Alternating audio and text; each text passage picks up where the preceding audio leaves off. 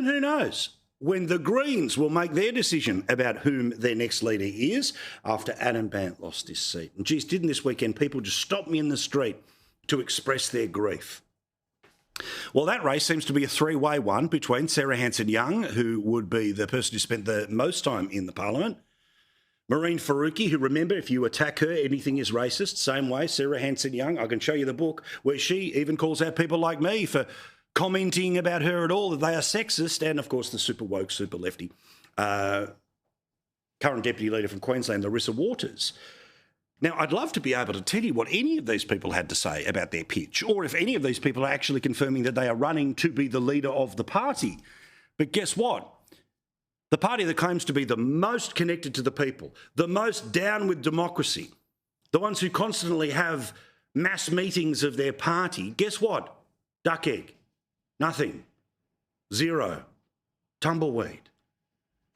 It's all playing out behind closed doors. Remember that next time they lecture any other political party about how they work. These people, if they have a battle of, two, it could well end up being voted upon by those MPs, but in every leadership change since they became the party that they have become since Bob Brown, a baton is passed. It is not fought over. Watch this space. On Friday, the Prime Minister walked in front of a massive party room. Why? Because there's more than 90 people in there now as MPs for the Labor Party. I'll save you the victory moments. You can watch that on almost every other version of the media right now. But as you know, two ministers were dropped from current ministries. One, the Attorney-General, that being Mark Dreyfus, and the Industry and Science Minister, Ed Husic. He has gone. Now, I'm sure it doesn't help, Ed, that I publicly say that I like the guy, but I like the guy way back when in opposition. We had him on the program often as just a backbench Labor MP who was always honest and open about his opinions. He was also absolute about his beliefs, which means sometimes you come to serious disagreements. But the wonderful thing that I like about Ed in particular is that he sees the humanity in his political opponents, and when you have a conversation away from the microphones, away from the cameras, he is a thoroughly decent person. Again, I'm sorry, Ed. I know that that puts you into a column with Albo, but I cannot lie. You're a very good and decent man. Now, Mark Dreyfus has, of course, been Attorney-General for some period of time. I'm not a fan of how he is publicly. I recognise he's had a very difficult private life after his wife passed away in the past 12 months. So not good, on top of all of that, to be moved on in terms of your political career. Both remain Labor MPs, but they will not be ministers. Well, today, Ed Husic decided to do what very few Labor people do when the machine rolls over them. He didn't go quietly into the night. He had already been booked for an interview on the Insiders program with David Spears this morning over on the ABC. This was before he was dumped as a minister. But rather than pulling out of that appearance, he held on to that appearance, which meant he was able to speak his mind. And it will ruffle feathers. It may cost him future career progression. But this is a guy who's never going to go down without a fight and will always be looking you in the eye when the fight is on.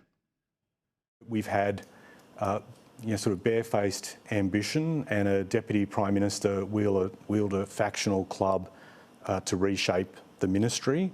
I think when people look at a Deputy Prime Minister, they expect to see a statesman, not a factional assassin. Now, while in terms of all the things that are said about politicians, that's hardly in the outrageous category. But for a Labor person to criticise another Labor person publicly while they are serving in the same government, big deal, big deal. Specifically going after a person who is in the leadership structure, big deal, big deal. Now, Ed says that's basically it. He said what he's going to say, and he goes off to the back bench hoping that his talents will bring him back to the front bench. But we'll all have to wait, watch and see. He also goes on here to say the Prime Minister should have overruled those who decided to push him out of the way because he was a quote-unquote valued member of the Prime Minister's team. The PM had great authority coming out of the election. I think if he'd exercised it in a way that provided for stability and a strong team that had been there and could go forward, no one would have quibbled about that. So I was going to ask you about the role of the Prime Minister. Do you think he should have intervened or not? Well, of course, right? Like, I'm not going to sit here with false modesty, of course. For what it's worth, Ed, you are always welcome in the man cave. I look forward to you being able to do so now as a backbench MP. It will not impress the boss, and I know you will still be loyal to the cause, but you are always welcome here. He's a good bloke, he really is. At the opposite end of things, Jim Chalmers, the man who, looking at the result a couple of weeks ago, in fact last week, would be saying, how good's this? We're back for 17 terms. The Libs will never rule again.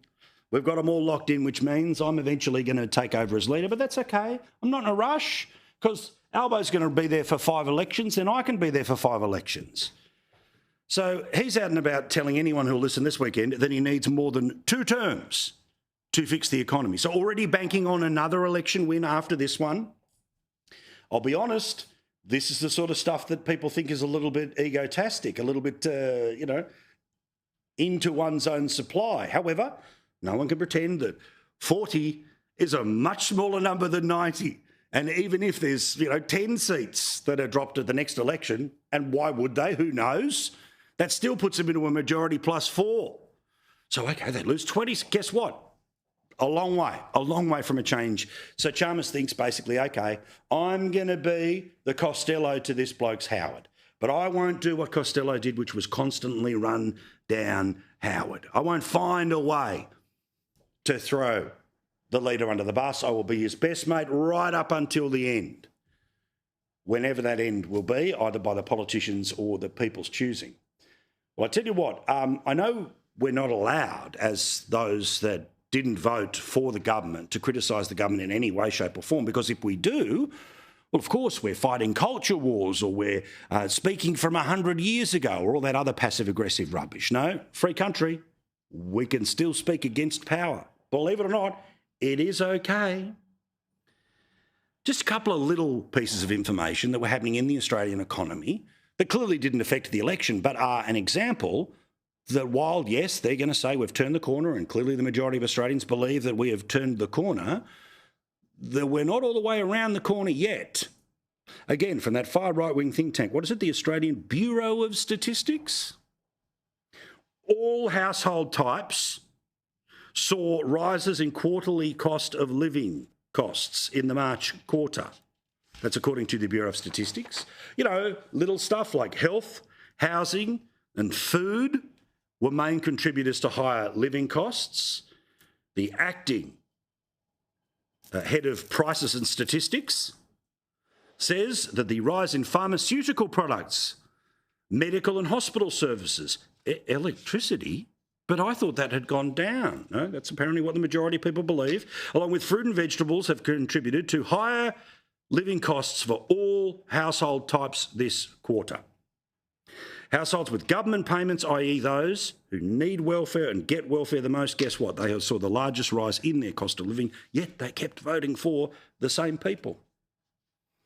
Meantime, again, just to show how they need another 17 years in power to deal with the Australian economy, which we are not allowed to criticise, because if we are somehow talking down the Australian economy, and the majority of voters clearly seem to suggest that they thought the current mob were the better mob to deal with it, or they didn't care about these issues. The task in front of Jim Chalmers. Again, Australian Bureau of Statistics. The amount of money that households have been spending has fallen. So costs up, spending down. What about building homes? Because, like a couple of million people brought into the country, which they were able to turn into some sort of attack on everyone else who's ever been brought into the country or come to the country, rather than just saying it's an extra 1 million people on top of all of the other queues that exist in the country. They're good at what they do, the Labor Party, are they?